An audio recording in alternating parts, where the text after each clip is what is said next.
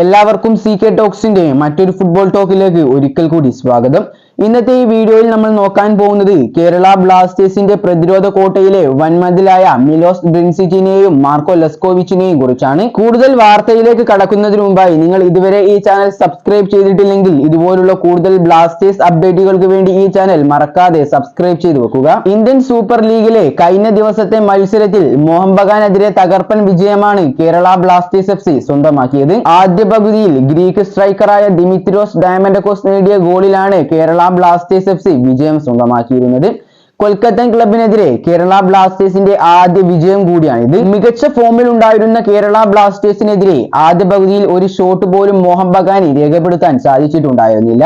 പൊസിഷനിൽ ആധിപത്യം പുലർത്തിയെങ്കിലും മാർക്കോ ലെസ്കോവിച്ചിന്റെ നേതൃത്വത്തിലുള്ള കേരള ബ്ലാസ്റ്റേഴ്സിന്റെ പ്രതിരോധ നിരയെ അവർക്ക് തകർക്കാൻ സാധിച്ചില്ല. എന്നാൽ രണ്ടാം പകുതിയിൽ മോഹൻ ബഗാൻ സമനില ഗോളിന് വേണ്ടി കടന്ന് ആക്രമിക്കുന്ന കാഴ്ചയാണ് നമുക്ക് കാണാൻ സാധിച്ചിട്ടുണ്ടായിരുന്നത്.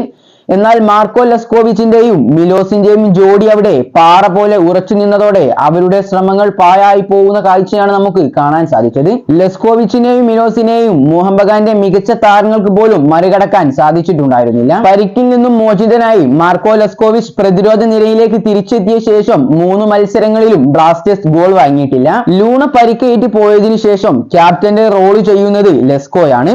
ലൂണയുടെ അഭാവത്തിൽ ടീമിന്റെ നായകനായി ഇറങ്ങിയ അദ്ദേഹം ടീമിനെ കൃത്യമായി നയിക്കുന്ന പ്രകടനമാണ് നമുക്ക് കാണാൻ സാധിച്ചത്. മാർക്കോ ലെസ്കോവിച്ച്, മിലോസ് ഡ്രിൻസിക് എന്നീ സഖ്യം പ്രതിരോധ നിരയിൽ മിന്നുന്ന പ്രകടനം നടത്തുന്നത് കേരള ബ്ലാസ്റ്റേഴ്സിന് വലിയ പ്രതീക്ഷകളാണ് നൽകുന്നത്. കളിക്കളത്തിൽ സഹതാരങ്ങളോട് കൃത്യമായി ആശയവിനിമയം നടത്താനും ആവശ്യമായ വേളയിൽ നിർദ്ദേശങ്ങൾ നൽകാനും മിടുക്കനാണ് ലെസ്കോവിച്ച്. കൂടാതെ മോഹൻ ബഗാൻ സൂപ്പർ ജെയിൻസിനെതിരായുള്ള മത്സരത്തിൽ ദിമിയാണ് ഗോൾ നേടിയിട്ടുണ്ടായിരുന്നെങ്കിലും പ്ലെയർ ഓഫ് ദി മാച്ച് പുരസ്കാരം ലഭിച്ചിട്ടുണ്ടായിരുന്നത് മാർക്കോ ലെസ്കോവിച്ചിനാണ്. ഏതായാലും കഴിഞ്ഞ ദിവസത്തെ മത്സരം വിജയിച്ചതോടുകൂടി 12 മത്സരങ്ങളിൽ നിന്ന് 26 പോയിന്റ് നേടിയ കേരള ബ്ലാസ്റ്റേഴ്സ് FC പോയിന്റ് ടേബിളിൽ ഇപ്പോൾ 1ാം സ്ഥാനത്താണ്. 9 മത്സരങ്ങളിൽ നിന്നും 23 പോയിന്റ് ഉള്ള FC ഗോവയാണ് 2ാം സ്ഥാനം കരസ്ഥമാക്കിയിരിക്കുന്നത്. 10 മത്സരങ്ങൾ കളിച്ച മോഹൻ ബഗാൻ ഇപ്പോൾ 19 പോയിന്റുമായി 5ാം സ്ഥാനത്താണുള്ളത്.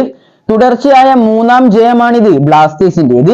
പക്ഷേ മോഹൻ ബഗാന്റേത് തുടർച്ചയായ 3ാം പരാജയവും. ഏതായാലും ബ്ലാസ്റ്റേഴ്സിന്റെ പ്രതിരോധ നിരയെ കുറിച്ചുള്ള നിങ്ങളുടെ അഭിപ്രായങ്ങളൊക്കെ നിങ്ങൾ താഴെ കമന്റ് ബോക്സിൽ രേഖപ്പെടുത്തുക. നിങ്ങൾ ഇതുവരെ ഈ ചാനൽ സബ്സ്ക്രൈബ് ചെയ്തിട്ടില്ലെങ്കിൽ കൂടുതൽ ബ്ലാസ്റ്റേഴ്സ് അപ്ഡേറ്റുകൾക്ക് വേണ്ടി ഈ ചാനൽ സബ്സ്ക്രൈബ് ചെയ്തു വെക്കാൻ ശ്രമിക്കുക. അപ്പോൾ അടുത്തൊരു അപ്ഡേറ്റുമായി വീണ്ടും വരാം. Good bye.